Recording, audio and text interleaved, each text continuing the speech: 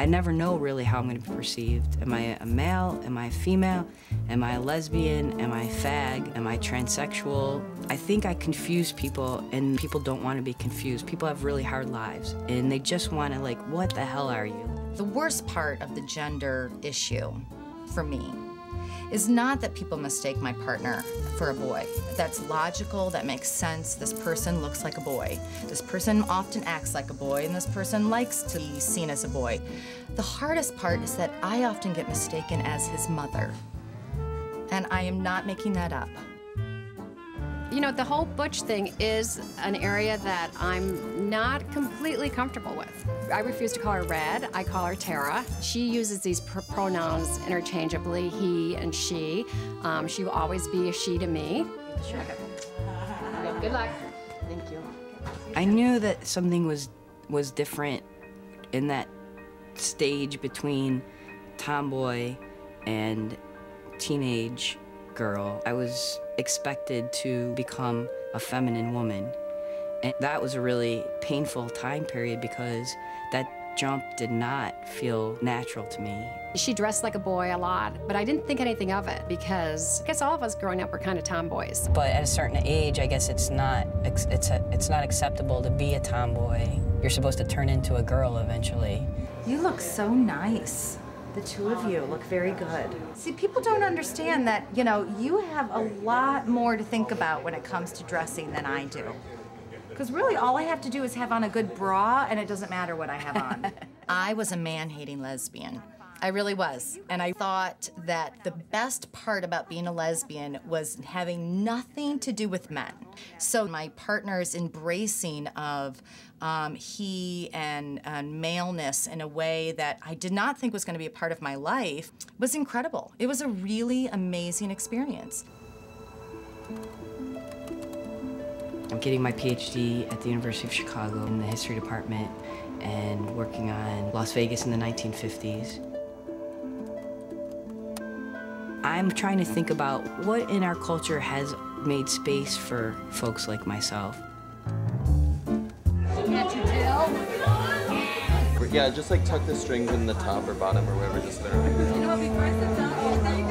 What's exciting to me about the burlesque shows that we're doing here in Chicago is that it's giving women a stage to explore all sorts of femininity and queer femininity.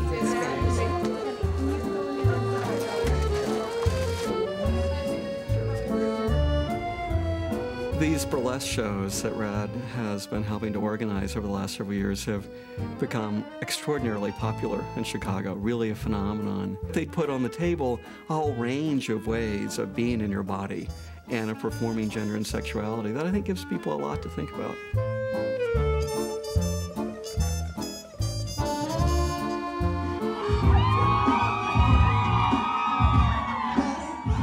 I think that burlesque at its core is a political statement. We're not just like glitter and pasties and here I can take my clothes off. We're really serious about it as an art form, and that's something that Red has absolutely impressed on every single one of us.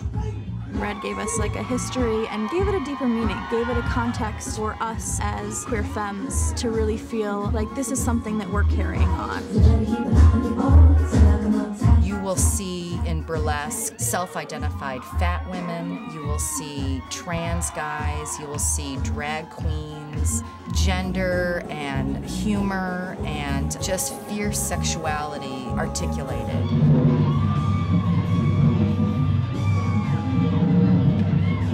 I think when people are in the dark and they're having a good time, they're open to ideas. And I think it's really exciting, the ideas that the women bring to the stage. Do I know her? Toots? Toots. Yeah, she opened the last show. We Say it again. called her Toots. Toots? And she doesn't like Toots, it's Toots. Like Toots? It's like Toots, you know, like Paimee uses I the don't- word Toots. Say it again, slowly. Listen, Toots. Tara is a person who comes to everything that she does with so much integrity. She's pushed me into areas that I probably never would have gone into. Shorthand for Tootsie. Oh, well, why didn't you say that? For the love of God, it's shorthand for Tootsie. Now, is she Tootsie. Toots. Michelle Toots L'Amour. And she wears the blonde wig, is that right? No, she has a very tight That's how you know her. Like I'm going to notice that. Well, you will. I have a really strong side of me that would be considered more, masculine. And I do hear and understand all that she's saying about the fluidity of gender. And I know that and I can feel it. At the library now, I can just be working on my research. I'll be in my own head and I'll be going to the bathroom and I'm not sure which bathroom is gonna make my life easier right now. A woman will walk in and she'll either be fairly hostile about there being a man in the women's bathroom, or they think they're in the wrong room and they turn around and they leave. And then they go and they look at the outside and they look at the door. Men generally won't look at you in the bathroom, and it's fairly easy to get in and out without any problem. The main reason I don't consistently use the men's room is that they're dirty. Sometimes I'm just like, I just want a clean bathroom, and like that trumps gender altogether.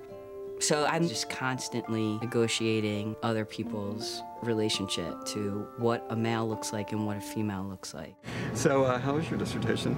It's good. You're going to give me 3 chapters Yes, in 10 I'm days? going to give you 3 chapters in 10 days. I think part of what's interesting about what Red is doing is that she is really more of a gender rebel than anything else.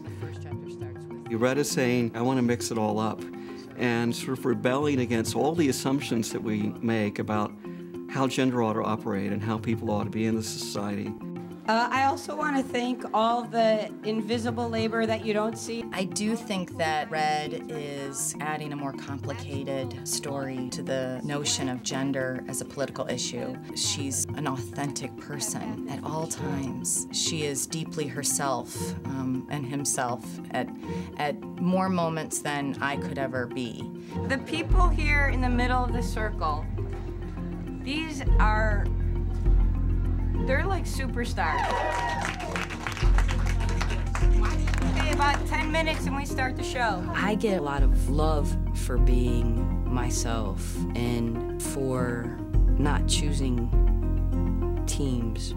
The fact that I've never felt I am female, I am male, I've tried to hold open a space for myself. And I think other people sense that they need space held open for them a little more so that they can be a little more human.